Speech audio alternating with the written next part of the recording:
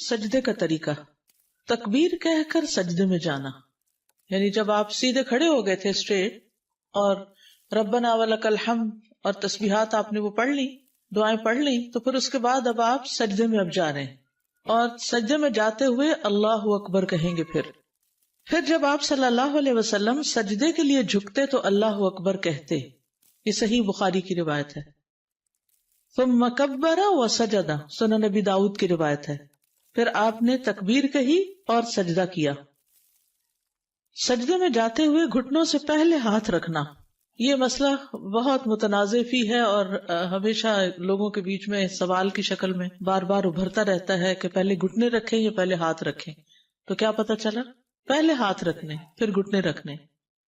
ابن عمر رضی اللہ عنہما سے مروی ہے کہ وہ سجدہ کرتے وقت گھٹنوں سے پہلے اپنے ہاتھ زمین پر رکھتے تھے، اور کہتے ہیں کہ رسول اللہ صلی اللہ علیہ وسلم ایسا ہی کیا کرتے تھے۔ نافع کہتے ہیں کہ ابن عمر رضی اللہ عنہما سجدہ کرتے وقت گھٹنوں سے پہلے اپنے ہاتھ زمین پر رکھتے تھے۔ ابو ہریرہ سے مروی ہے، کہتے ہیں کہ رسول اللہ صلی اللہ علیہ وسلم نے فرمایا، جب تم میں سے کوئی سجدہ کرے تو ایسے نہ بیٹھے جیسے کہ اونٹ بیٹھتا ہے، اس کو چاہیے کہ اپنے ہاتھ اپنے گھٹنوں سے پہلے رکھے۔ یعنی کچھ لوگ کیا کرتے ہیں، پہلے گھٹنے رکھ کے بیٹھتے ہیں پھر سجدے میں جاتے ہیں، ایسا نہیں کرنا چاہیے۔ اسٹریٹ کھڑے اللہ اکبر کہہ کے نیچے گئے، پہلے ہاتھ رکھے پھر گھٹنے رکھے پھر بیٹھے، ٹھیک ہے۔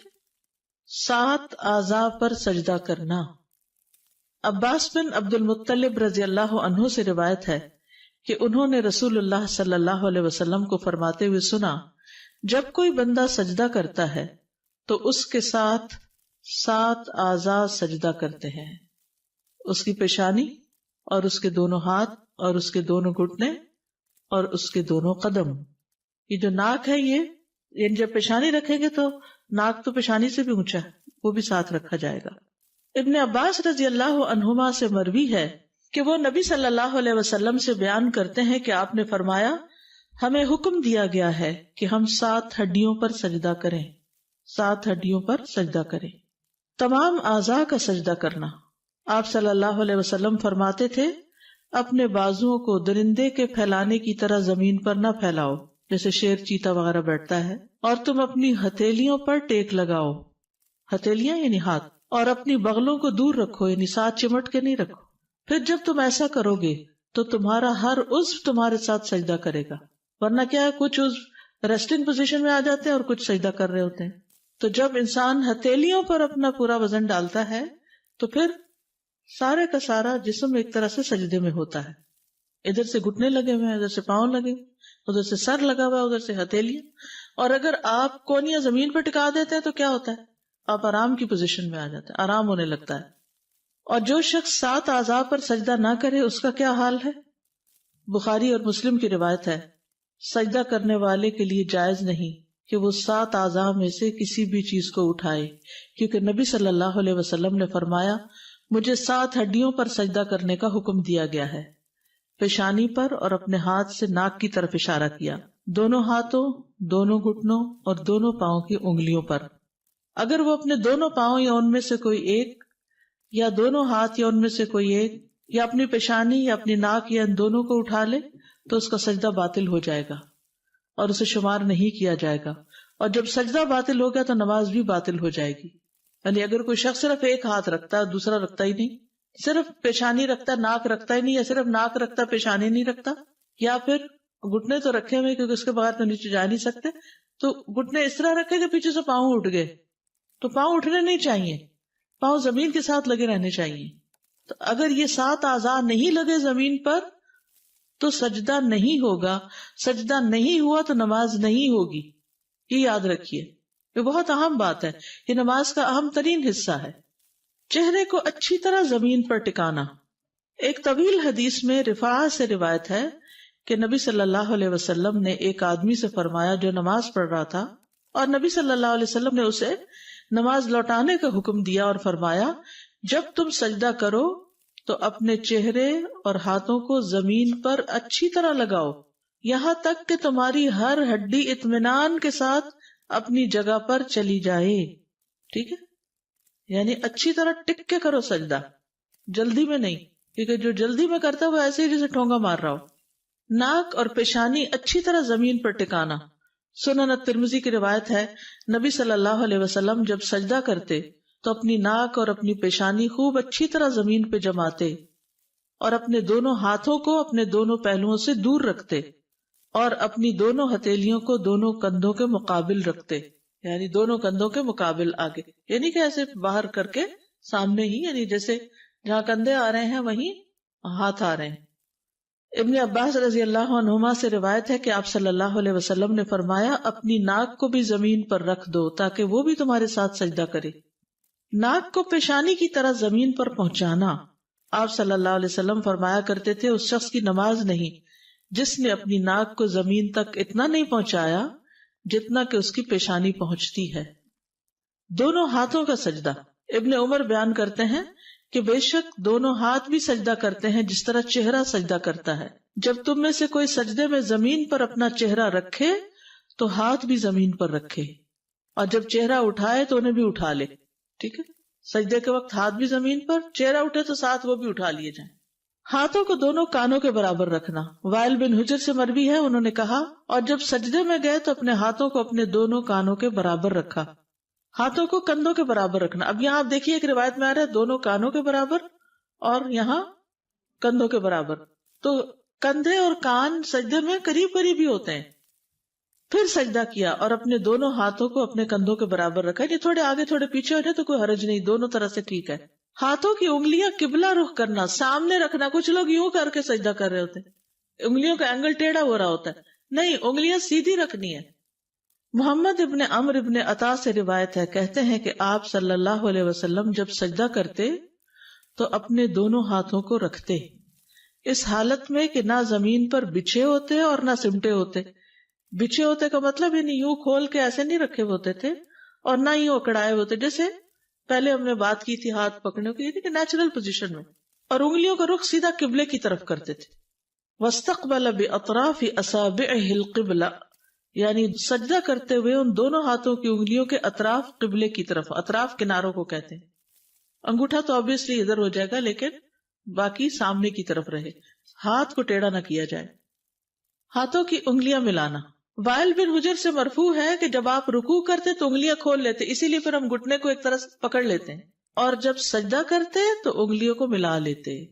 سجدے کے وقت اتنا بڑا ہاتھ نہیں کھولا جائے گا، بس ایسے نیچرل سیدھا رکھتے ہوئے، تھوڑی بہت اگر ہلکا سا گیپ ہے بھی تو ٹھیک، اکڑا کے نہیں رکھنا، بس نیچرل وے میں. ہتھیلیوں پر ٹیک لگانا. اور آپ اپنی ہتھیلیوں پر ٹیک لگاتے تھے اور ان کو پھیلاتے تھے، یعنی پوری طرح بچھا دیتے تھے. پھیلانے کا مطلب یہ ہے، کھولنا نہیں ہے. اور ان کی انگلیوں کو ملاتے تھے اور ان کو قبلہ رخ کرتے تھے.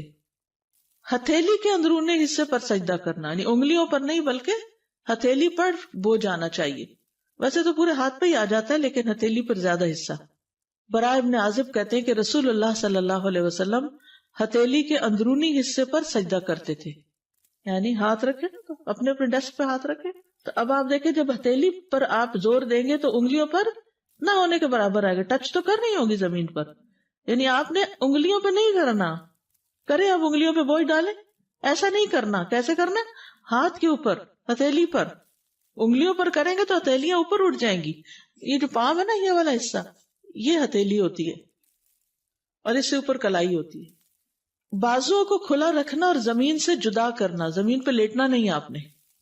مسند احمد کی روایت ہے، پھر اللہ اکبر کہتے ہوئے سجدے میں جھک جاتے اور اپنے بازوؤں کو جدا اور کھلا رکھتے تھے، پیٹ سے لگنے نہیں دیتے تھے، کیونکہ ہر اس چیز سے منع کیا گیا جو وہاں ریسٹنگ پوزیشن بن جائے.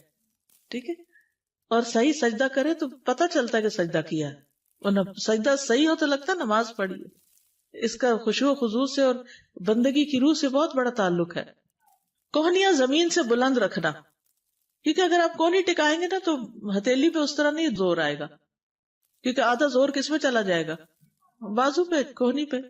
برا کہتے ہیں انہوں نے کہا کہ رسول اللہ صلی اللہ علیہ وسلم نے فرمایا جب تم سجدہ کرو تو اپنی ہتھیلیاں زمین پر رکھو اور اپنی زور آئے گا، کیونکہ آدھا زور کس میں چلا جائے گا؟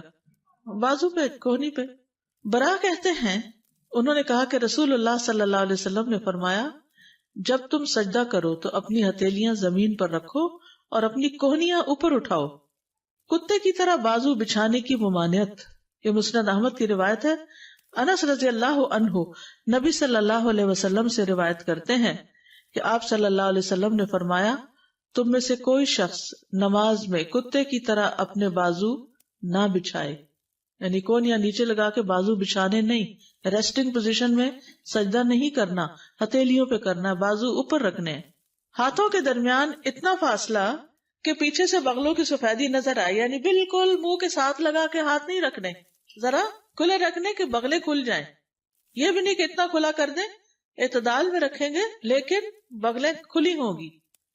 عبداللہ بن مالک بن بحینا روایت کرتے ہیں کہ نبی صلی اللہ علیہ وسلم جب نماز پڑھتے تو سجدے کی حالت میں اپنے ہاتھوں کو کشادہ رکھتے, یعنی پہلوؤں سے دور رکھتے, یہاں تک کہ آپ کی بغلوں کی سفیدی نمایاں طور پر ظاہر ہوتی.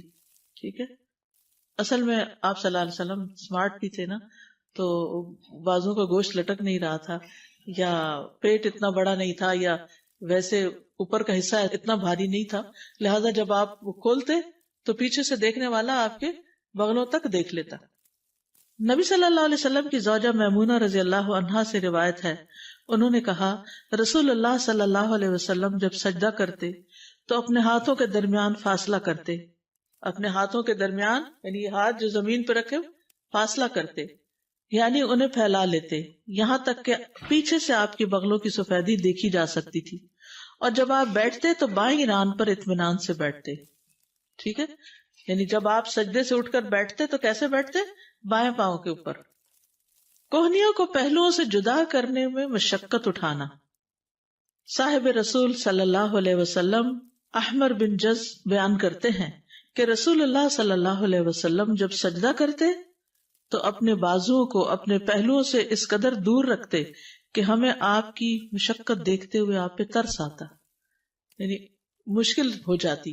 اور جب لمبا سجدہ کرے انسان اور اس پوزیشن میں تو اچھی خاصی مشقت ہے اس میں. دونوں ہاتھوں کو پہلوؤں سے اتنا دور رکھنا کہ بکری کا بچہ گزر سکے. ٹھیک ہے, یعنی دونوں ہاتھ دور رکھنا کہ نیچے سے کوئی چیز بھی گزر جائے تو گزر جائے. میمونہ رضی اللہ عنہا بیان کرتی ہیں کہ نبی صلی اللہ علیہ وسلم جب سجدہ کرتے تو اپنے ہاتھوں کو اپنے پہلوؤں سے دور رکھتے, حتیٰ کہ اگر بکری کا بچہ آپ کے ہاتھوں کے نیچے سے گزرنا چاہتا تو گزر سکتا تھا. پہلوؤں اور پیٹ کو ران سے جدا رکھنا, یعنی گھٹنوں سے اوپر والے حصے کو ران کہتے ہیں نا, تو پیٹ کو سجدے میں ٹانگ سے نہیں لگنے دینا, ران سے نہیں لگنے دینا, کھلا رکھنا. براء ابن عازب رضی اللہ عنہ سے مروی ہے کہ رسول اللہ صلی اللہ علیہ وسلم جب نماز پڑھتے تو سجدے میں اپنے دونوں بازو کھول لیتے, انہیں اپنے پہلوؤں سے دور رکھتے اور پیٹ کو زمین سے اونچا رکھتے. یعنی آپ اپنے بازوؤں کو کھول لیتے اور اپنے پہلوؤں سے دور رکھتے تھے اور اپنے پیٹ کو زمین سے اٹھا کر رکھتے تھے. اب ظاہر ہے جس کا پیٹ بہت نکلا ہوا ہو تو وہ پھر, یا جیسے پریگنینسی میں وہ تو اتنا نہیں اوپر اٹھایا جا سکتا, لیکن ایک نارمل صحت مند انسان جو ہے اس کے لیے یہ آسان ہے. پاؤں کی ایڑیاں ملانا, یہ نہیں کہ ہاتھ بھی کھلے اور ٹانگیں بھی کھلی ہیں تو وہ عجیب سی شکل بن جاتی ہے. ایڑیاں باہر ملی ہوئی ہوں. انگلیوں کو زمین پر لگانا, یعنی سجدے میں انگلیاں زمین پہ ٹچ کر رہی ہوں, پاؤں کی انگلیاں. اور آپ اپنے گھٹنوں اور پاؤں کی انگلیاں بھی زمین پر رکھتے تھے اور اپنے پاؤں کے اگلے حصوں کو قبلے کی طرف کرتے تھے. پاؤں کی انگلیاں بھی قبلہ رخ کرتے اور ایڑیوں کو ملاتے اور پاؤں کو کھڑا رکھتے تھے. آپ نے اسی کا حکم دیا. اور اپنے پاؤں کی انگلیوں کو کھول کر رکھتے تھے, یعنی انہیں کھچ کے نہیں رکھتے تھے بلکہ وہ کھلی رہتی تھی. پاؤں کی انگلیوں کو قبلہ رخ کرنا. ابو حمید ساعدی رضی اللہ عنہ نے فرمایا مجھے رسول اللہ صلی اللہ علیہ وسلم کی نماز تم سب سے زیادہ یاد ہے. ابو حمید کو ان کی نماز سب سے زیادہ یاد تھی. اور جب آپ نے سجدہ کیا تو نہ آپ دونوں ہاتھوں کو بچھائے ہوئے تھے اور نہ ہی انہیں سمیٹے ہوئے تھے, نہ دونوں ہاتھوں کو بچھائے ہوئے اور نہ سمیٹے ہوئے, اور آپ کے پاؤں کی انگلیاں قبلہ رخ تھیں. پاؤں کی انگلیاں کشادہ رکھنے میں ایک اور حدیث بھی ہے مسند احمد کی. اب سجدے میں اطمینان کا وجوب, اطمینان سے سجدہ کیا جائے. انس رضی اللہ عنہ سے روایت ہے کہ اللہ کے نبی صلی اللہ علیہ وسلم نے فرمایا رکوع اور سجود کو مکمل کرو. اللہ کی قسم جب بھی تم رکوع کرتے ہو اور جب بھی تم سجدہ کرتے ہو تو میں اپنی پیٹھ پیچھے تمہیں دیکھتا ہوں. یعنی نبی صلی اللہ علیہ وسلم کو یہ صلاحیت دی گئی تھی کہ وہ سامنے کے ساتھ ساتھ نماز میں لوگوں کو پیچھے سے بھی دیکھ لیں. سجدے میں اطمینان محمد صلی اللہ علیہ وسلم کی سنت ہے. حذیفہ رضی اللہ عنہ سے روایت ہے کہ انہوں نے ایک شخص کو دیکھا جو اپنا رکوع اور سجدہ پوری طرح نہیں کرتا. جب اس نے اپنی نماز پوری کر لی تو حذیفہ رضی اللہ عنہ نے اس سے فرمایا کہ تم نے نماز ہی نہیں پڑھی. ابو وائل راوی کہتے ہیں میں خیال کرتا ہوں کہ حذیفہ رضی اللہ عنہ نے یہ بھی فرمایا کہ اگر تو ایسی نماز پہ مر جاتا تو محمد صلی اللہ علیہ وسلم کی سنت پر نہ مرتا. کیا نہیں کر رہا تھا؟ رکوع اور سجدہ پورا نہیں کر رہا تھا. تو جو رکوع اور سجدہ اطمینان سے نہ کرے، اس کو پورا طور پر ادا نہ کرے، تو وہ گویا ایسے ہی ہے جیسے نماز ہی نہیں پڑھی اس نے. صحیح سجدہ نہ کرنے والا ملت محمد صلی اللہ علیہ وسلم پر نہیں ہوگا. ایک اور روایت میں، صحیح بخاری کی روایت میں ہی ہے کہ حضرت حذیفہ نے ایک شخص کو جب دیکھا کہ نہ رکوع پورا کرتا نہ سجدے، تو انہوں نے کہا تم نے نماز ہی نہیں پڑھی. اگر تم مر گئے تو تمہاری موت اس فطرت پر نہیں ہوگی جس پر اللہ نے محمد صلی اللہ علیہ وسلم کو پیدا کیا. درست سجدے پر نماز کی قبولیت اور عدم قبولیت کا انحصار ہے. ابو ہریرہ رضی اللہ عنہ سے مرفوع روایت ہے کہ ایک آدمی 60 سال نماز پڑھتا ہے لیکن اس کی نماز قبول نہیں ہوتی. شاید اس کی وجہ کیا ہو کہ وہ رکوع تو پورے کرتا ہو لیکن سجدے مکمل نہ کرتا ہو، یا سجدے پورے کرتا ہو لیکن رکوع پورے نہ کرتا ہو. اتنی اہم بات ہے یہ. ابو مسعود انصاری بدری نے کہتے ہیں کہ رسول اللہ صلی اللہ علیہ وسلم نے فرمایا اس شخص کی نماز کافی نہ ہوگی جو رکوع اور سجدوں میں اپنی پیٹھ سیدھی نہ رکھے. جو رکوع اور سجدوں میں اپنی پیٹھ سیدھی نہ رکھے اس کی نماز کافی نہیں.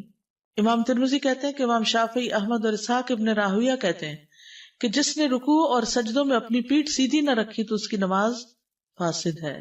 سجدے کو مکمل کرنا. زید بن اسلم سے روایت ہے، انہوں نے کہا کہ ہم انس بن مالک رضی اللہ عنہ کے پاس گئے. انہوں نے پوچھا کہ تم نے نماز پڑھ لی؟ ہم نے کہا ہاں. آپ نے لونڈی سے فرمایا میرے لیے وضو کا پانی لاؤ. میں نے کسی ایسے امام کے پیچھے نماز نہیں پڑھی جو تمہارے اس امام سے بڑھ کر رسول اللہ صلی اللہ علیہ وسلم جیسی نماز پڑھتا ہو. زید نے کہا عمر بن عبدالعزیز رکوع اور سجدے مکمل کرتے تھے اور قیام اور قعود ہلکا کرتے تھے. یعنی بہت لمبا قیام اور بہت لمبا تشہد نہیں پڑھتے تھے لیکن رکوع اور سجدے بہت اطمینان سے ادا کرتے تھے. تو میک شور کہ رکوع اور سجدہ ٹھیک ہو. اطمینان سے ٹک کے سجدہ کرنا. سنن نبی داؤد میں نبی صلی اللہ علیہ وسلم کا فرمان ہے اور جب سجدہ کرو تو ٹک کر سجدہ کرو. فمکن لسجودک، حتیٰ کہ جوڑ مطمئن ہو جائیں. پھر اللہ اکبر کہے، سجدہ کرے حتیٰ کہ اس کے جوڑ اطمینان سے ٹک جائیں. ہر عضو کا اپنی اپنی جگہ پہ ٹکنا. سنن نبی داؤد کی روایت میں نبی صلی اللہ علیہ وسلم کی نماز کے بارے میں آتا ہے، اور سجدہ کیا اور اپنی ہتھیلیوں کو زمین پر رکھا، پھر کوہنیوں کو پہلوؤں سے دور کیا حتیٰ کہ ہر عضو اپنی جگہ پہ ٹھہر گیا. یعنی یہ پرائم ٹائم ہے، نماز کا پیک ٹائم ہے کہ جس میں انسان بندگی کا شدید اظہار کر رہا ہوتا ہے، تو اس کو بہت صحیح طور پر ادا ہونا چاہیے. جلدی جلدی سجدہ نہ کرنا. ابو عبداللہ اشعری سے روایت ہے، کہتے ہیں کہ رسول اللہ صلی اللہ علیہ وسلم نے اپنے اصحاب کو نماز پڑھائی، پھر ان کے ایک گروہ میں بیٹھ گئے. ایک آدمی آیا، وہ کھڑے ہو کے نماز پڑھنے لگا تو وہ رکوع کرتا اور سجدے ایسے کرتا جیسے ٹھونگے مارے جاتے ہیں، جلدی جلدی بس ٹھک ٹھک. تو نبی صلی اللہ علیہ وسلم نے فرمایا کیا تم لوگ اس کو دیکھ رہے ہو؟ جو شخص اس حالت میں مر گیا وہ اس حالت میں مرے گا کہ محمد کی ملت پر نہ ہوگا صلی اللہ علیہ وسلم. یہ شخص اس طرح نماز میں ٹھونگے مار رہا ہے جیسے کوا خون میں ٹھونگے مارتا ہے، یعنی کوئی اپنا شکار کھانے کے لیے. تو وہ شخص جو رکوع کرتا ہے، اپنے سجدے میں ٹھونگے مارتا ہے، اس کی مثال ایسے بھوکے شخص کی ہے جو 1 یا 2 کھجوریں کھائے تو یہ اس کی بھوک کو کیا مٹائیں گی. اچھی طرح مکمل وضو کیا کرو، ایڑیوں کے لیے آگ کا عذاب ہے. رکوع اور سجدوں کو مکمل کیا کرو. کس قدر تاکید اور کتنی زیادہ اہمیت ہے کہ انسان اپنا وضو بھی صحیح کرے، رکوع اور سجدے بھی ٹھیک کرے. پھر مرغے کی طرح ٹھونگے مارنے سے بچنا چاہیے. نبی صلی اللہ علیہ وسلم نے 3 باتوں سے منع کیا ہے. نماز میں مرغے کی طرح ٹھونگے نہ مارو، کتے کی طرح نہ بیٹھو، اور لومڑی کی طرح ادھر ادھر نہ دیکھو. ٹھیک ہے؟ کتا بازو بچھا کے جو آگے بیٹھتا ہے نا، یا ایک ٹانگ اٹھا کے جو بیٹھتا ہے. مکمل سجدہ نہ کرنے والا نماز کا چور ہے. رسول اللہ صلی اللہ علیہ وسلم نے فرمایا لوگوں میں سب سے بدترین چور وہ ہے جو اپنی نماز میں چوری کرتا ہے. لوگوں نے پوچھا اللہ کے رسول انسان اپنی نماز میں کس طرح چوری کر سکتا ہے؟ آپ نے فرمایا اس طرح کہ وہ اس میں رکوع اور سجود مکمل نہ کرے، یا فرمایا جو رکوع اور سجود میں اپنی پشت سیدھی نہ رکھے، یعنی اسٹریٹ نہ رکھے۔ سجدہ پورا نہ کرنے والے کے لیے وعید۔ علی بن شیبان جو اپنے قبیلے کے وقت میں شامل تھے، انہوں نے فرمایا ہم لوگ اپنے علاقے سے نکلے یہاں تک کہ رسول اللہ صلی اللہ علیہ وسلم کی خدمت میں حاضر ہوئے، ہم نے آپ کی بیعت کی، آپ کے پیچھے نماز ادا کی۔ آپ نے آنکھ کے کنارے سے ایک آدمی کو دیکھا جو اپنی نماز صحیح ادا نہیں کر رہا تھا، یعنی رکوع اور سجدے میں کمر ٹھیک نہیں رکھ رہا تھا۔ جب نبی صلی اللہ علیہ وسلم نماز سے فارغ ہوئے تو فرمایا اے مسلمانوں کی جماعت، اس شخص کی کوئی نماز نہیں جو رکوع اور سجدے میں کمر سیدھی نہیں کرتا۔ چہرے کا رخ موڑے بغیر آنکھ کے کنارے سے اگر کوئی چیز نظر آ گئی ہے، کسی کی حرکات و سکنات کا پتہ چل گیا تو اس سے نماز میں فرق نہیں پڑتا، لیکن خشوع میں تو بہرحال فرق ہو جاتا ہے۔ پھر نہیں، کونیاں نہیں پھیلانی، بازو اس طرح کرنے نا، یعنی بہت زیادہ بھی نہیں کرنے، بازو کا بہت ٹائٹ بھی لوگ کر دیتے ہیں، لیکن یہ ہے کہ پھر اس صورت میں جو اضطراری کیفیت جہاں بھی آ جائے نا، تو وہاں پر یعنی کوئی بیماری ہے، مجبوری ہے، کوئی جگہ تنگ ہے، پھر اس صورت میں جیسے بھی ہو نماز پڑھ لیتے ہیں۔ سمجھ آتا ہے، لیکن سجدے میں پشت کا سیدھا سجدے میں پشت مراد یہ ہے کہ یوں نیچے کو نہیں جھک جانا چاہیے، یوں نہیں ہونی چاہیے، یوں ہونی چاہیے، ٹھیک ہے، یوں بل نہیں ہونا چاہیے، اس میں جھکاؤ نہیں ہونا چاہیے، اسٹریٹ سر سیدھا، یعنی پیٹھ اور سر کے بیچ میں جو ریڑھ کی ہڈی ہے وہ اسٹریٹ رہے، اس میں کب نہ آئے۔ اگر کسی کا ویسے بڑھاپے کی وجہ سے آ گیا تو اور بات ہے، یا یہ کہ اندر کی طرف نہ جھکا ہوا ہو۔ جتنی بھی ریسرچ کی گئی ہے، ایک حدیث بھی یعنی کہ عورت ایسے سجدہ نہ کرے، یہ علماء نے اپنی طرف سے کہا ہے۔ تو جب علماء اپنی طرف سے کہیں اور عورتیں سجدہ غلط کرتی رہیں اور اپنی نمازیں خراب کریں تو اس کو ماننا ضروری نہیں، اور کہتے ہیں کہ نہیں پردے کی وجہ سے۔ آپ دیکھیے گھر میں نماز پڑھ رہی ہے نا، اسی لیے تو عورت کا گھر میں نماز پڑھنا اور اندر والے حصے میں پڑھنا زیادہ بہتر ہے۔ ہمارے ہاں جو علماء تفریق کرتے ہیں نا عورت مرد کی نماز کی، تو وہ پھر اس طرح کی باتیں کرتے کہ بچ کے کرے، ہاں تو جب بچ گئے تو پھر سجدہ ہی نہ رہا۔ 7 ہڈیوں کا خیال رکھے تو صحیح سجدہ ہو جائے گا۔ 2 سجدے ہیں، آپ نے ایک سجدہ کیا اور ایک آپ کو یاد نہیں کہ آپ نے دوسرا کیا کہ نہیں، اب آپ نے سجدہ سہو ایک اور کر لیجئے اسی وقت اگر کر رہے ہیں، اوکے، اور اس کے بعد سجدہ سہو کر لیں۔ لیکن ایک سجدہ جب ہو گیا تو آپ کا رکن کمپلیٹ ہو گیا؟ نہیں، ایک سے تو رکن نہیں کمپلیٹ نہیں ہوگا، ہوا۔ ایک رکعت اور پڑھیے پھر، کیونکہ ہر عضو کو سجدہ کرنا ہے نا، ہر عضو کو سجدہ کرنا ہے، یعنی جب ایک چیز بھی آپ اپنی جگہ سے ہٹائیں گے تو اس کا اثر صرف اس پہ نہیں رہے گا، اور حصے پہ بھی چلا جائے گا۔ جب تک سجدہ یعنی پرفیکٹ ہوگا تو سارا ہی ہوگا، اگر ایک حصہ خراب کیا تو باقی بیلنس بھی بگڑ جائے گا۔ جی السلام علیکم۔ جب ہم سجدہ کر رہے ہیں تو ہماری جو سب سے چھوٹی انگلی ہے، I'm not too sure، وہ بھی ساتھ اگر نہیں ہوتی ہے ہی چھوٹی کوئی بات نہیں۔ اچھا اب کچھ لوگوں کے جیسے میرا مسئلہ ہے کہ